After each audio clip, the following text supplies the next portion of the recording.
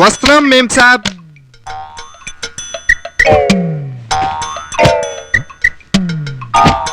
ఏమిటి బట్టలన్నీ? ఈ బట్టలు సోప్ తో ఉతికితే బాగుంటాయా, సర్ఫ్ తో ఉతికితే బాగుంటాయా? చూడడానికి అన్ని పాలిస్టర్ బట్టలాగా ఉన్నాయి. సర్ఫ్ తో ఉతికితే బెటర్ కదరా? Yeah yeah correct. మరి ఇంకే సర్ఫ్ పెట్టి బాగా ఉతికేయండి. సరే. నీ బట్టలు మేము ఉతకాలా?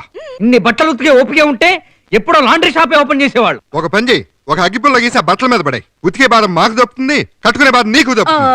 నో నో నో, ఆ స్పీడే వద్దంటున్నాను. మీరు రెబల్ స్టార్ లో రెచ్చిపోయారనుకోండి, అప్పుడు నేను అంకులు అని పిలుస్తాను. మెగాస్టార్ లో ఆయన వచ్చి మీ టెంకల మీద ఉన్న పెంకులు లేపి పోలీసులకు అప్పు చెప్తారు. అప్పుడు మీకు కాటాకుడు, జైలు నిద్ర.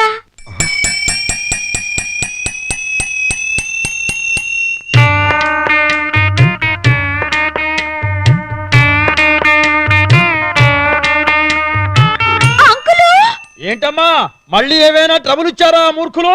అబ్బే లేదంకుల్, నేను కేకలేస్తే మీకు వినపడుతుందో లేదోనని ట్రైల్ వేశాను. మీరు తిని తొంగండి. ఇది కన్నా వీరి చెవులు. మరి ఇప్పుడు బట్టలు ఎవరు ఉతుకుతారు? బాండెడ్ లేబర్స్ లా మేమిద్దరం ఉన్నాంగా, మా బతుకంతా నీకు కుంటికాల కింద గడిచిపోవాల్సిందే. రారా.